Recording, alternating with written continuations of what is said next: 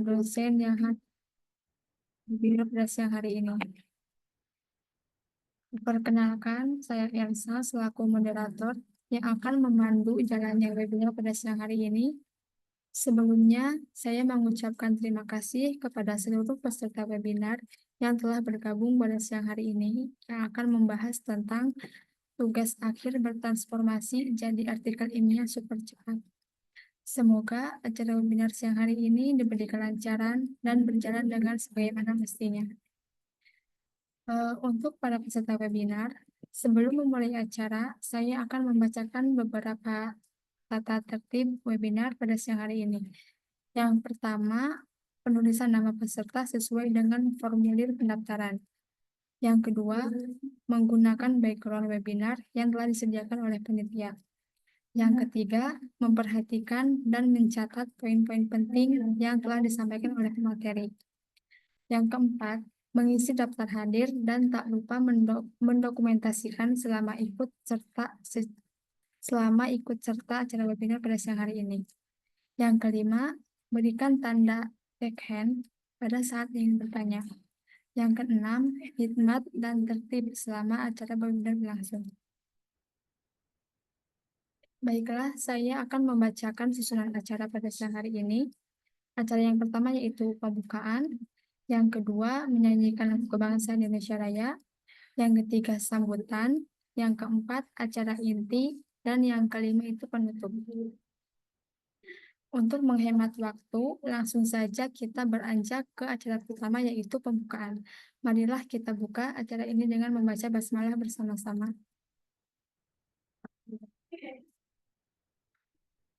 Yang kedua yaitu menyanyikan lagu kebangsaan Indonesia Raya.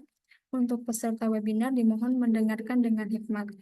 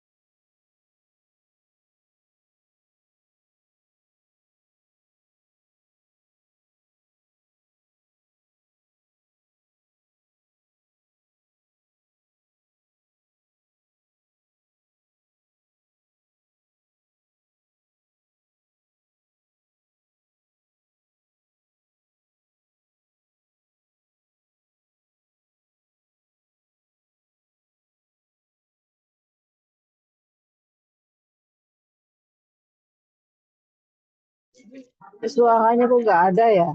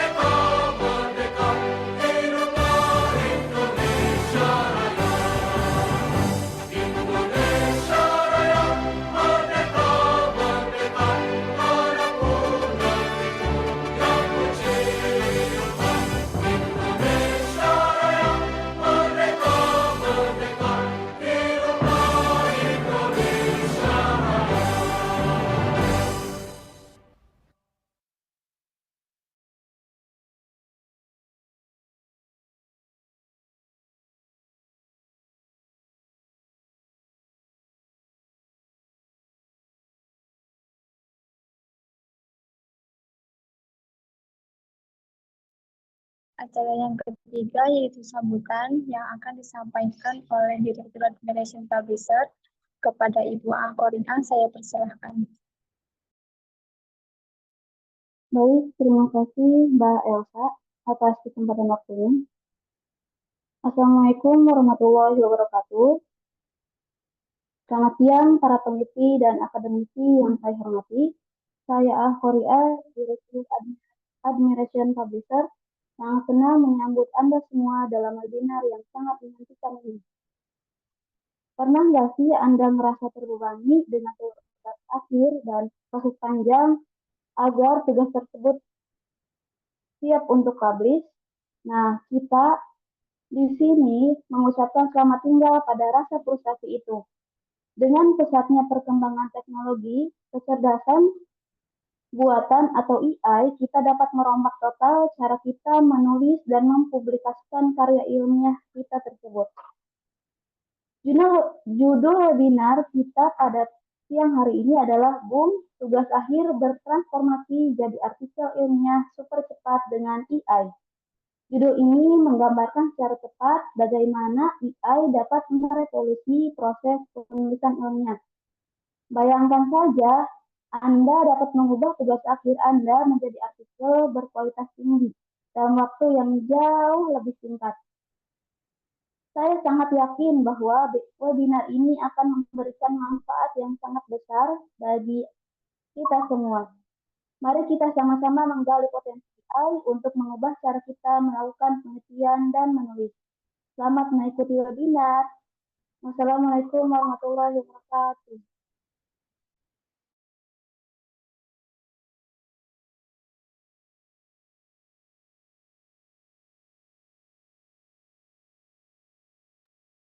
Saya kembalikan pada moderator. Silakan Mbak Elsa.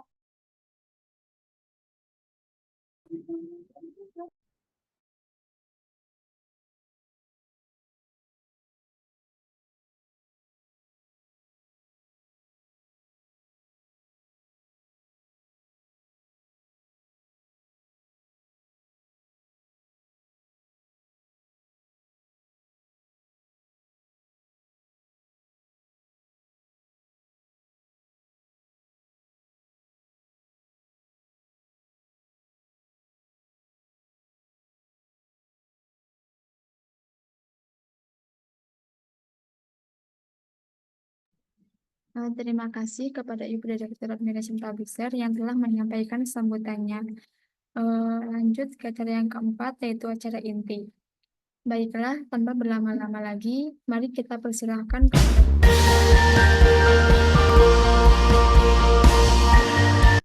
saya persilahkan.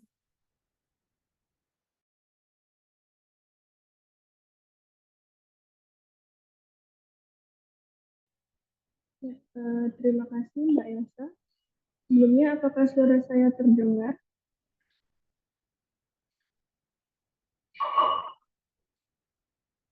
Baik, selamat siang teman-teman semua, rekan-rekan dosen, Bapak, Ibu, dan rekan-rekan semuanya yang telah hadir pada acara webinar kali ini.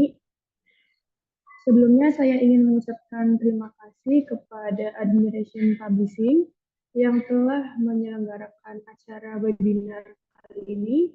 Terima kasih Ibu A.A. Khoria selaku Direktur dari Admiration Publishing. Mungkin untuk mempersingkat waktu, kita langsung ke materi. Di sini saya akan sedikit berbagi bagaimana cara untuk mengubah tugas akhir menjadi artikel ilmiah.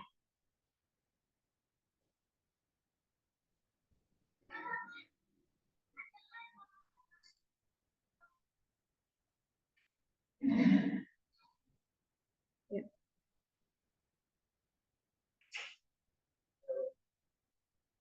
Tugas akhir menjadi artikel jurnal. Pada kesempatan kali ini ada 4 topik pembahasan. Yang pertama mengenai pentingnya publikasi, lalu yang kedua mengenai sistematika artikel jurnal, dan yang ketiga mengenai perbedaan struktur skripsi dan artikel jurnal, lalu yang terakhir ada 7 tips bagaimana untuk mentransformasi tugas akhir ataupun skripsi menjadi artikel jurnal. Langsung saja kita mulai ke pembahasan pertama.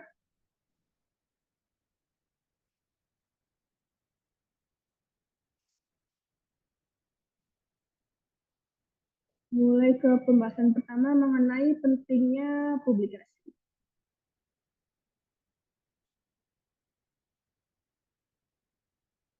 Ya, di sini sesuai dengan surat edaran Dikti pada tahun 2019 bahwa lulusan program sarjana dan program sarjana terapan skripsi atau laporan tugas akhir dan mengunggahnya ke repositori perguruan tinggi yang diintegrasikan di portal repositori tugas akhir mahasiswa kecuali apabila dipublikasikan di jurnal. Jadi sesuai dengan surat edaran ini, bahwa publikasi itu penting untuk dilakukan oleh mahasiswa ataupun peneliti lainnya. Berlanjut ke sistematika artikel jurnal. Ya, apakah suara saya terdengar jelas, teman-teman?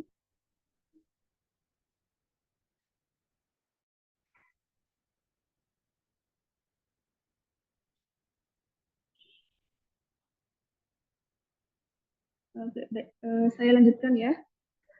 Saya lanjut di sistematika artikel jurnal. Mungkin teman-teman sudah paham ya bagaimana struktur jurnal yang pada umumnya. Di sini kita mulai dari title atau judul, lalu ada abstrak, kata kunci, dan struktur intinya yaitu struktur IMRAD atau Introduction, Method, Result, and Discussion. Tapi di sini ada catatan teman-teman, disesuaikan dengan template jurnal pada OJS. Maksudnya di sini apa gitu? Maksudnya adalah setiap jurnal itu terkadang memiliki template jurnal, template artikel yang berbeda-beda. Jadi ketika kita ingin mengupload ke jurnal yang kita tuju, kita harus melihat bagaimana template artikelnya supaya artikel kita bisa dengan mudah diproses pada jurnal yang kita tuju. Lalu ada sistematika skripsi. Ya, kalau kita mengerjakan skripsi mungkin terdiri dari ratusan halaman, dimulai dari halaman pengesahan sampai dengan daftar pustaka. Kita harus menjelaskan setiap detail dalam skripsi kita sehingga skripsi tentunya memiliki halaman yang lebih dari 100 pada umumnya. Sementara di sini ada contoh sistematika artikel jurnal. Ya, seperti tadi yang telah disebutkan, artikel jurnal itu dipersingkat hanya terdiri dari pendahuluan, metode, hasil dan pembahasan, kesimpulan, dan juga referensi. Jadi di sini sudah terlihat dengan jelas ya bagaimana perbedaan antara sistematika skripsi ataupun tugas akhir dan juga sistematika artikel jurnal. Di sini ada perbedaan skripsi dan artikel jurnal. Yang pertama, kalau skripsi itu untuk memenuhi persyaratan akademik, sementara artikel jurnal itu memenuhi standar jurnalistik. Yang kedua, ditinjau oleh dosen pembimbing dan penguji. Ya. Skripsi kita tentunya dinilai oleh dosen pembimbing, kemudian diuji oleh dosen penguji. Sementara untuk artikel jurnal, artikel kita pertama ditinjau oleh editor apakah layak dan sesuai dengan jurnal yang kita tuju, kemudian dinilai oleh reviewer. Itu perbedaan utamanya.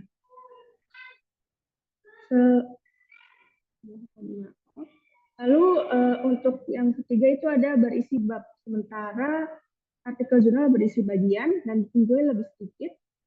Lalu ada riset literatur yang panjang untuk skripsi dan riset singkat literatur untuk artikel jurnal. Lalu ada deskripsi metode yang digunakan, sementara artikel jurnal metodenya penting dan ringkas. Yang terakhir di hasil dan pembahasan untuk skripsi, semua temuan disajikan tentunya dengan detail untuk mendukung hasil-hasil yang kita peroleh selama penelitian. Sementara di artikel jurnal itu hanya temuan terpilih yang inti yang akan disajikan. Selanjutnya akan dijelaskan lebih lanjut. Kita masuk ke pembahasan utama. Ada 7 tips bagaimana mengubah skripsi menjadi artikel jurnal.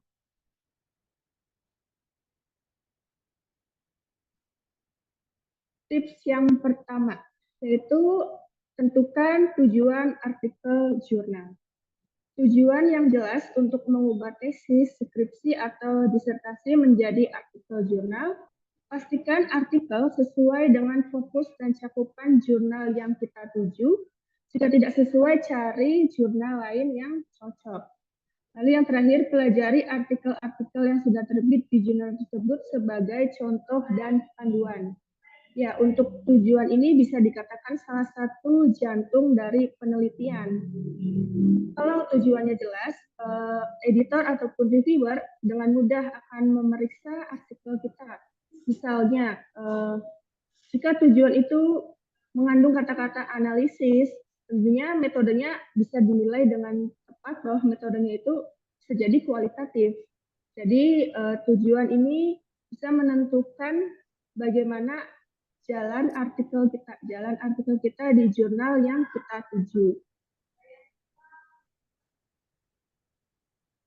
Lalu yang kedua, setelah tujuan, kita masuk ke abstrak, percantik abstrak. Di sini abstraknya itu perlu diringkas agar memenuhi batas kata jurnal. Biasanya di jurnal tertentu ada aturan jumlah kata abstrak. Biasanya 150 sampai 250 kata dan harus meringkas tapi memuat semua poin-poin penting dari penelitian kita. Nah, intinya biasanya terdiri dari tujuan, lalu metode, hasil, dan signifikasi penelitian. Jadi ini struktur utama yang harus ada dalam abstrak. Karena abstrak itu seperti sinopsis bagaimana artikel kita. Nah, di sini ada contoh abstrak 1. Kita bisa lihat ya, abstrak di sini tidak terdapat bagian-bagian tadi yang sudah saya sebutkan, ada tujuan, latar belakang, tujuan, metode, hasil, dan kesimpulan. Di sini abstrak 1 hanya terdiri bagaimana artikel itu, penelitian itu dilakukan. Jadi belum memenuhi standar dari abstrak. Dari kalimat pertama sampai dengan terakhir ini strukturnya masih rancu. Lalu kita bandingkan dengan abstrak yang kedua, teman-teman. Nah, di sini abstrak yang kedua sudah jelas ya. Ada tujuan, lalu ada metode, lalu dijelaskan hasilnya, dan terakhir ditutup oleh signifikasi atau implikasi dari penelitian kita. Kalau abstrak kita sudah sesuai dengan struktur ini, mungkin artikel kita dengan mudah lolos dari editor dan bisa dilanjutkan ke proses review. Itu salah satu kuncinya di abstrak. Nah, kita lihat ini tujuannya. Tujuannya kan untuk mendeskripsikan penggunaan pemarkah pengacuan anaerora pada cerpen dan seterusnya. Nah, kita bisa lihat ya kalau tujuannya mengandung kata deskripsi. Biasanya kalau deskripsi itu menggunakan metode kualitatif. Nah, di sini sesuai ya metodenya, metode AGI untuk analisis sastra menggunakan metode kualitatif dan hasilnya pun sesuai teman-teman, selaras. Hasilnya di sini menjelaskan secara kualitatif hasil yang diperoleh dari penelitian ini. Jadi itu tujuan, metode, hasil semuanya saling berkesinambungan. Ya, lalu berlanjut ke tips yang ketiga, bagaimana memodifikasi pendahuluan. Ingat bentuknya seperti segitiga terbalik. Ini contoh gambar di sebelah kiri.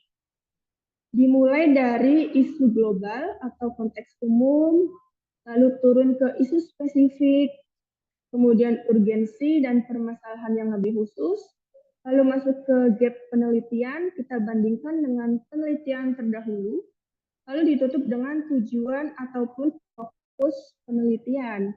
Di sini salah satu tantangan utama dalam konversi skripsi adalah mengurangi tinjauan literatur yang komprehensif menjadi lebih ringkas yang cocok untuk pengenalan artikel. Jika di skripsi, pendahuluan kita bisa sampai 5 halaman.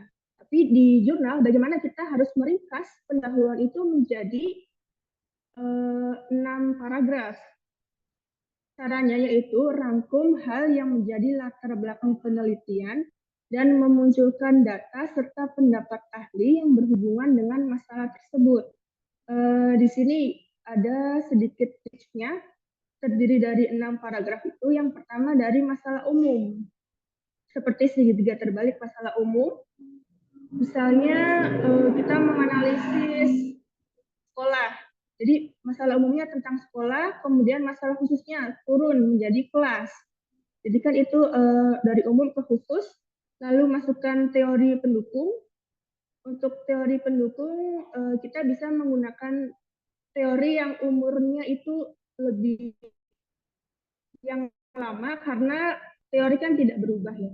Tapi sebaiknya setelah menggunakan teori yang lama, bertahun lama itu kita tambahkan dengan teori-teori terbaru sehingga memperkuat teori tersebut. Lalu yang keempat ada penelitian relevan. Kita cantumkan apa saja penelitian terdahulu yang sesuai dengan penelitian kita, lalu kita bandingkan dan kita cari celahnya apa sehingga penelitian kita ada novelty-nya. Terakhir ditutup dengan tujuan penelitian ya. Kembali membahas tujuan ya. Karena tujuan salah satu dari jantung artikel kita. Nanti kita ke contohnya. Tapi sebelum ke contoh kita masuk ke tips nomor 4 tentang modifikasi metode penelitian. Di sini metode penelitian artikel jurnal harus sama dengan metode penelitian dalam skripsi. Itu kuncinya. Tetapi harus diubah dengan cara meringkas metode tersebut dan tidak harus menyampaikan definisi maupun referensi.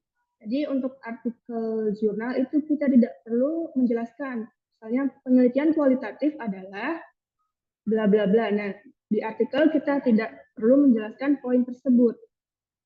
Melainkan rujuk pembaca ke penelitian sebelumnya yang menginformasikan metode studi saat ini, alih-alih memberikan rincian lengkap dari setiap langkah yang diambil. Untuk tipsnya, di metode penelitian ada 4 poin yang sebaiknya ada, yaitu yang pertama, di sini ada jenis penelitian.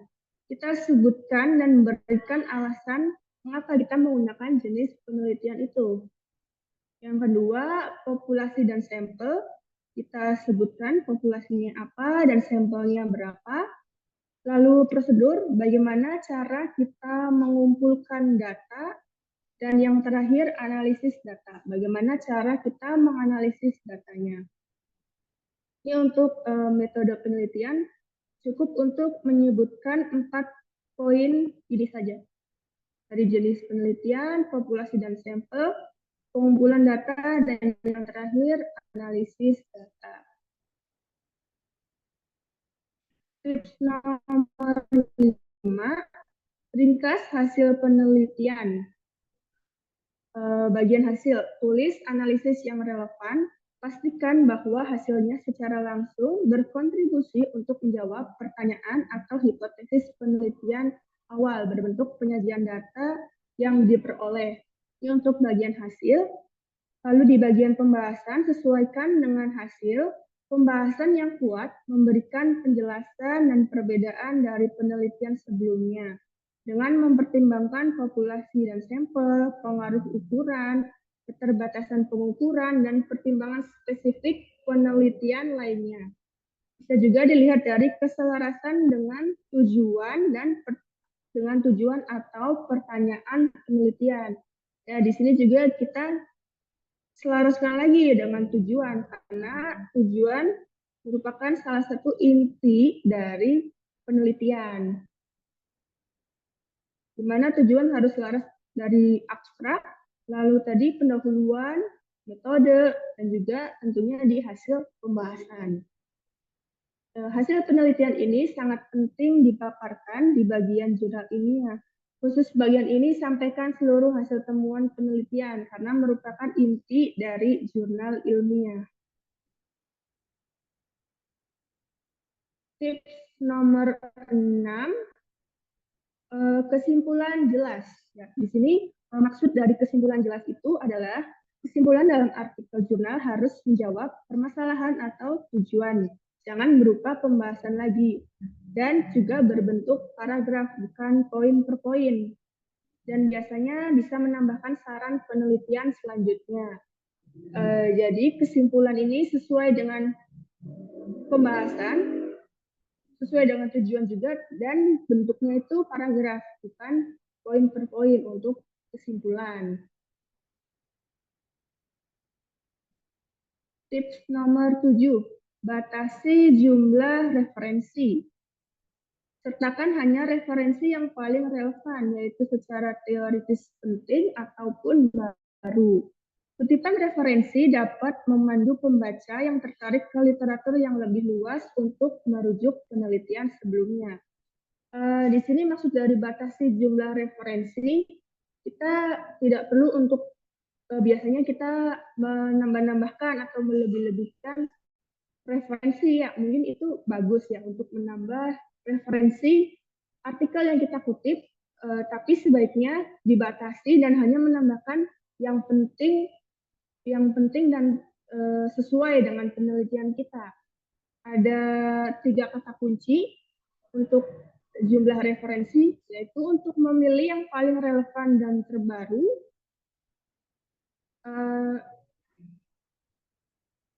untuk memilih yang paling relevan dan terbaru. Yang kedua, untuk memformatnya dengan benar, dan pertimbangkan untuk menggunakan sistem pengelola referensi. Misalnya Mendeley.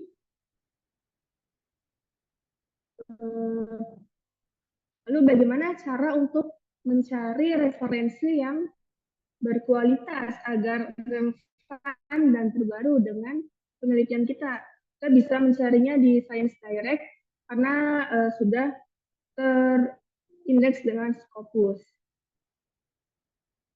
Selanjutnya di sini ada jenis-jenis penulisan referensi. Di sini saya menyebutkan 4 contoh style referensi. Ada APA style, penulisannya ada nama belakang, terus nama depan, tahun, judul, dan seterusnya. Lalu ada MLA style, Harvard style, dan IEEE style. Ya, kita kembalikan lagi kepada jurnal yang kita tuju.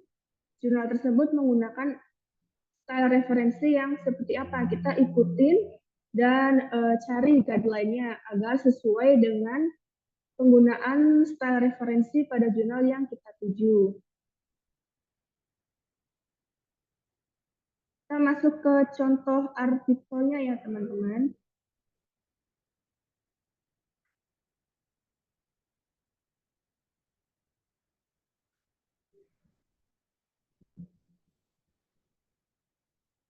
Ini ada contoh artikel yang sudah terindeks ke Sinta 2. Tadi yang saya contohkan bagian abstraknya, teman-teman. Nah, di sini abstraknya itu sudah sesuai, ada tujuan, lalu metode, hasil penelitian, dan di sini ada implikasi atau signifikasi penelitiannya. Jadi untuk Sinta 2 ini bisa langsung dimulai dengan tujuan. Kita tidak perlu untuk menjelaskan latar belakangnya. Caranya bagaimana sih kita tahu jurnal itu ada latar belakang atau enggak di bagian abstraknya? kita baca beberapa penelitian yang sudah terbit, lalu kita ikutin gaya penulisannya. Itu untuk bagian abstrak. Lalu contoh ya di bagian pendahuluan. Tadi pendahuluan itu formatnya seperti segitiga terbalik. Dari bagian umum ke khusus, novelty, dan tujuan.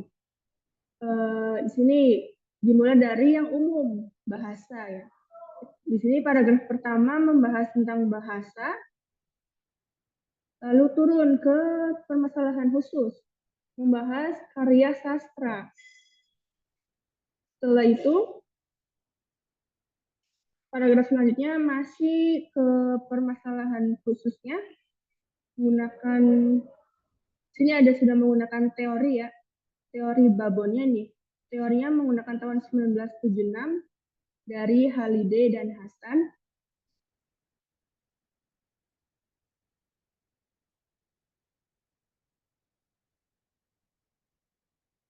Lalu selanjutnya dijelaskan dari penelitian terdahulu. Ini penelitian terdahulu dalam artikel ini menggunakan dua penelitian terdahulu untuk membandingkan dan memunculkan gap-nya. Di paragraf yang ini menjelaskan penelitian terdahulu oleh Prameswari, lalu paragraf ini juga menjelaskan penelitian terdahulu. Setelah itu dijelaskan tujuannya, ditutup oleh tujuan di bagian akhir pendahuluan. Ini pendahuluan sudah sesuai dengan konsep segitiga terbalik. Metode. Untuk metode nanti dikembalikan dengan metode penelitian. Slide-nya masih stuck. Oh, mohon maaf teman-teman. Slide-nya masih stuck ya.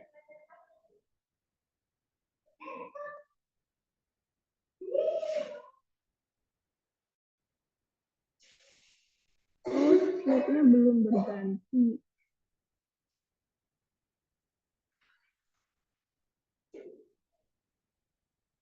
Ya, ini sudah berganti, mohon maaf teman-teman, saya tadi tidak melihat.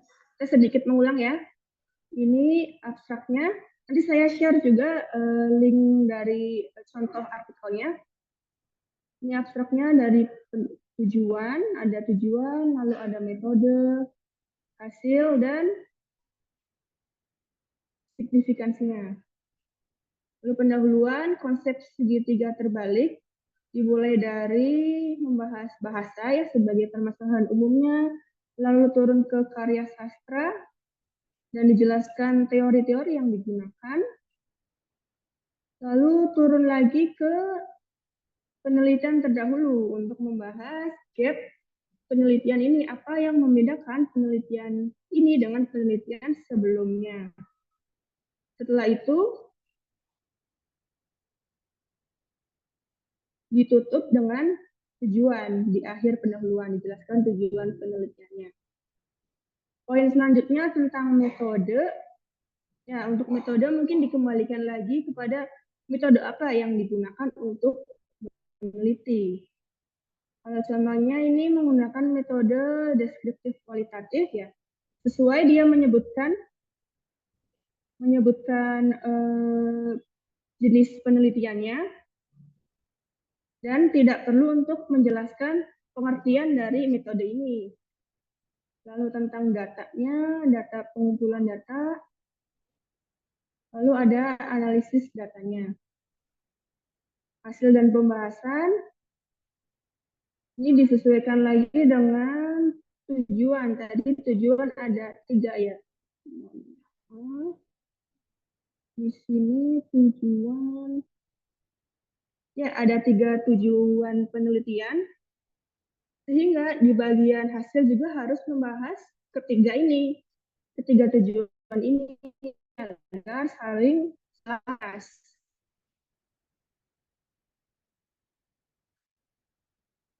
Cuma anafora ya, kita skip saja bagian ini. langsung berpindah ke kesimpulan.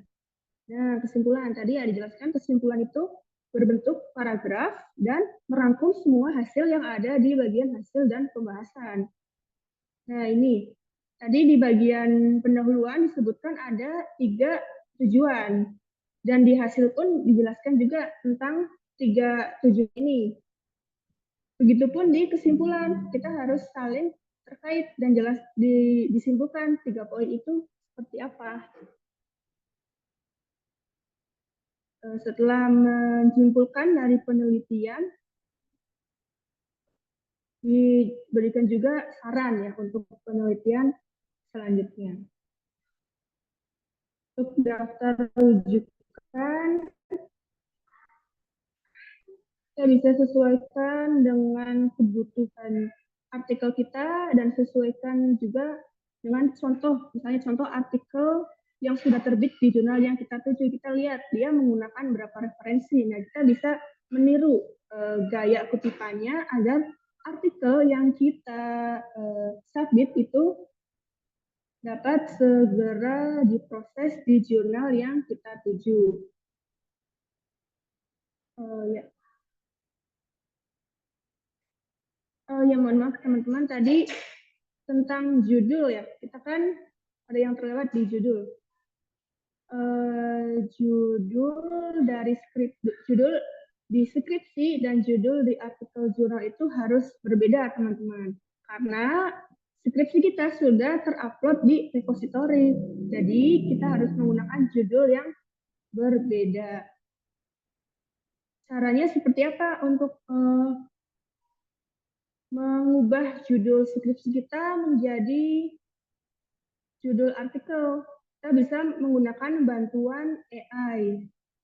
Bentar, saya ganti slide dulu.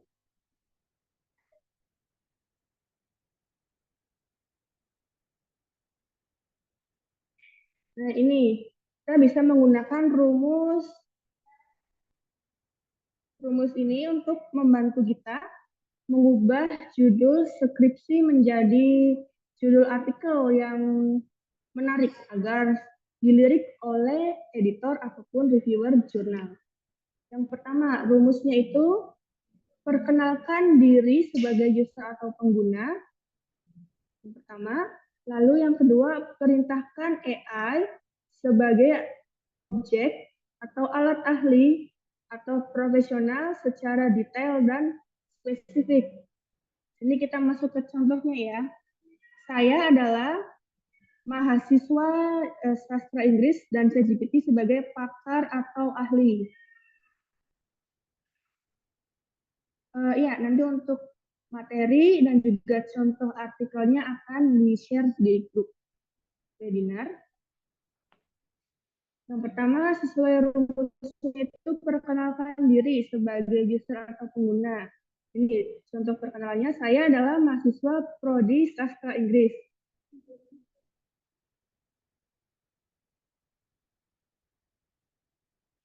Saya adalah mahasiswa Prodi Sastra Inggris dan ChatGPT sebagai ahli jurnal ilmiah. Sesuai ya, lalu perintahkan dibuatkan judul jurnal ilmiah mengenai proses pembentukan kata pada berita. Ini hanya contoh saja. Ini untuk proses pembentukan kata pada berita bisa diubah dengan judul skripsi kita. Mungkin sekian materi yang saya share kali ini. Selanjutnya dikembalikan lagi kepada moderator. Baik, terima kasih banyak kepada pemateri atas pemaparannya yang sangat menarik dan bermanfaat. Kita memasuki sesi tanya jawab. Silakan bagi peserta yang ingin bertanya untuk menuliskan pertanyaannya di kolom komentar. Kami akan memilih beberapa pertanyaan yang relevan untuk dijawab oleh narasumber.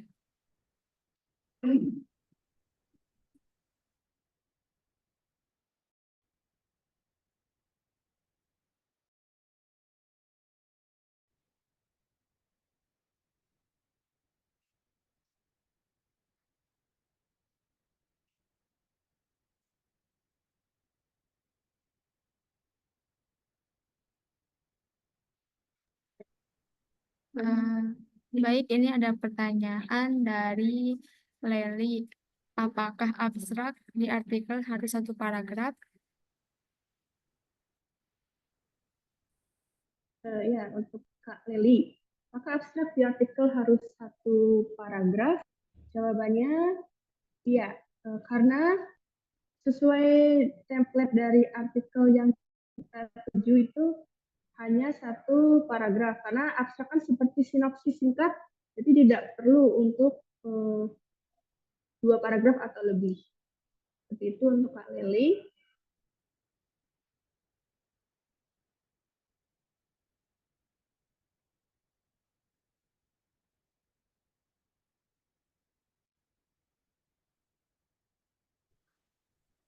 Ini ada yang dari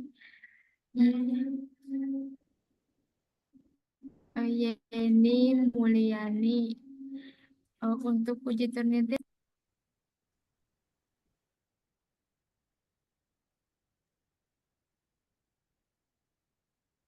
Iya, untuk uji Turnitin berapa persen? Apakah beda tiap Sinta atau apa kuartil 1, 2, 3, 4? Untuk Ibu Yeni Mulyani, Ya, saya izin menjawab ya Bu. Untuk uji Iya. Turnitin harus berapa persen? Ya tadi seperti yang Ibu sampaikan, untuk kuartil Sinta 1 sampai 6 itu berbeda-beda. Nanti ada di bagian author guideline berapa kebutuhan jurnal tersebut. Biasanya 20%, Bu. 20% untuk Sinta berapa itu? Di Sinta 3 biasanya. Kalau yang jurnal Q1, Q2, Q3, Q4 berapa persen itu? Uji Turnitin harus dilalui. Ya, itu juga nanti dikembalikan lagi ke aturan jurnalnya, mungkin sama ya di angka di bawah 20% biasanya. Oh, iya. Kemudian kalau ini saya teruskan ya pertanyaannya. Kalau misalnya Turnitinnya masih tinggi saja terus, nah yang perlu dilakukan apa? Dengan paraphrase tools itu lebih bagus tidak? Atau gimana mensiasatinya? Biasanya ya kalau hasil penelitian itu kalau berupa tabel itu dibuatnya kan selalu ada keterangan-keterangan. Nah saya tuh biasanya mensiasatinya keterangan di tabel berikutnya nggak pernah saya beri keterangan gitu. Atau gimana baiknya? Baiknya kita coba parafrase dulu menggunakan AI bisa. Tapi kita cek bagaimana Bu?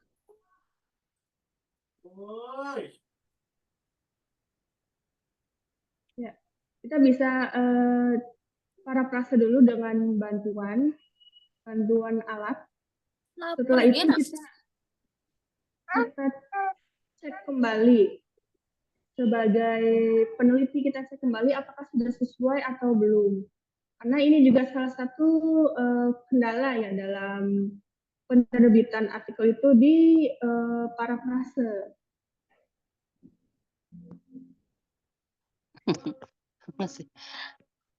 Oke. Kemudian kalau yang pustaka referensi ya apakah harus ya sebaiknya mungkin memang jurnal kan yang kita sitir gitu ya. Kalau dari buku masih berlaku nggak di Sinta berapa itu berlaku? Atau apakah di Sinta 1, Sinta 2 tidak berlaku buku? Gimana itu baiknya? Ya, untuk referensi yang digunakan baiknya itu berupa jurnal, Bu. Tapi untuk buku juga masih diperbolehkan selama buku yang kita kutip itu berisi teori. Kalau sumber buku ini bisa kita dapatkan informasinya dari jurnal, baiknya menggunakan jurnal. Oke, cukup. Terima kasih. Terima kasih. Ya. Terima kasih Bu Yeni, semoga bisa membantu.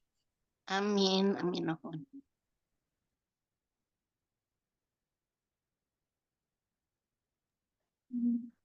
Baik, ini ada pertanyaan lagi dari Sri Handayani. Untuk judul jurnal harus beda dengan tesis. Apakah isinya juga harus berbeda atau boleh sama persis dengan isi? Ya, untuk judul tadi dijelaskan harus berbeda dengan tesis atau skripsi, begitupun hasilnya.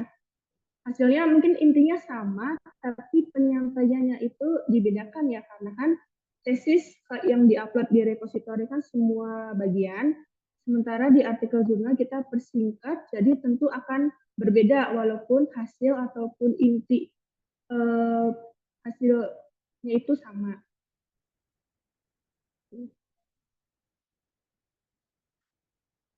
Itu Kak ini saya Sri Handayani Kak.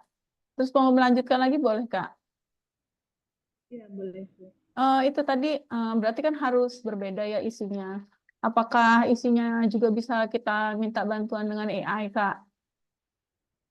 Kan kita udah punya tuh apa tadi skripsi atau tesisnya. Kemudian dari pemilihan judul kan kita minta bantuan AI itu Kak yang tadi dicontohkan. Nah, apakah isinya juga bisa Kak dibuat seperti itu? Diminta bantuan dengan AI gitu? Ya, untuk isinya tentunya harus bersumber dan berdasarkan dari tesis yang sudah kita lakukan. Nah, bagaimana menggunakan bantuan AI? AI bisa dibantu untuk menambahkan penjelasannya saja mungkin Kak. Penjelasan dari hasil yang diperoleh. Karena kan hasilnya itu sudah dilakukan dan hasilnya sama. Jadi di penggunaan AI bisa membantu untuk menambahkan atau memperkuat teori sehingga sedikit berbeda dengan tesis kita. Oke, siap Kak. Makasih banyak. Siap, sama-sama.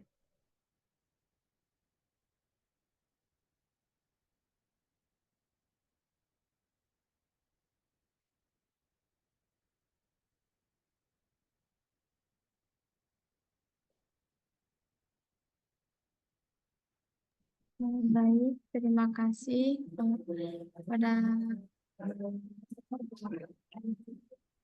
pada peserta webinar.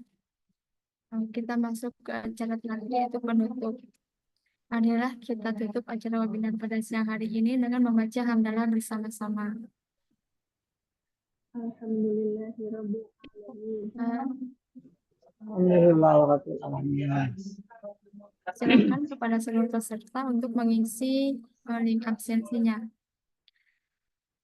Terima kasih saya ucapkan kepada Ibu Ega Fadilah SPD yang telah berkenan untuk berbagi ilmu dan pengalamannya yang sangat menarik dan tak lupa saya ucapkan terima kasih kepada seluruh peserta webinar yang telah berpartisipasi aktif pada webinar siang hari ini.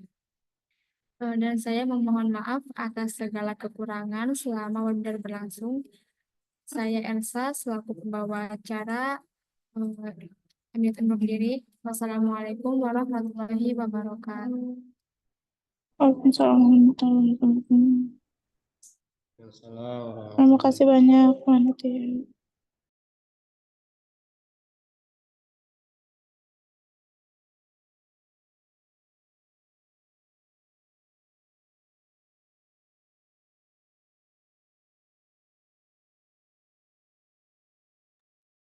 Maaf Kak, materinya mana ya?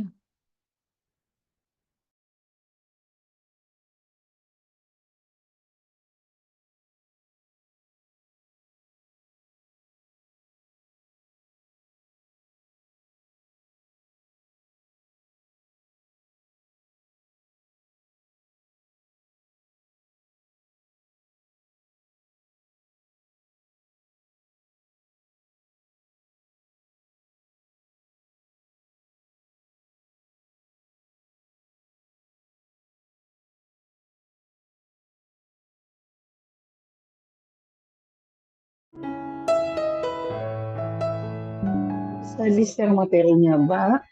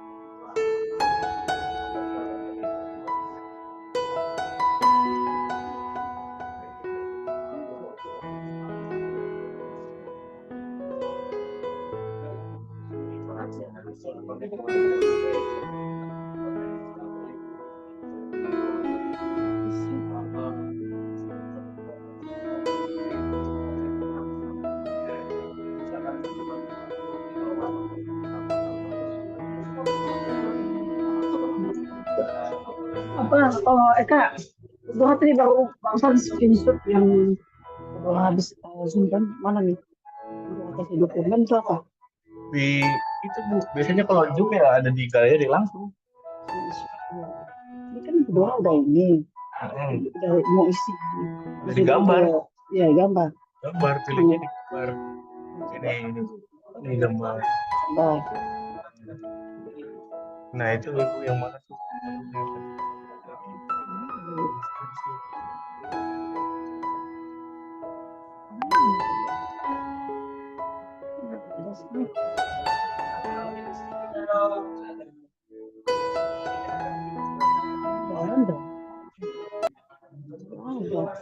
Coba di ini lagi aja Bu, di screenshot lagi coba.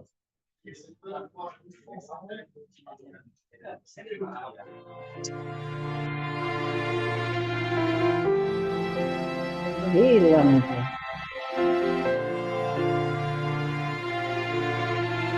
Galeri ada nggak? Galeri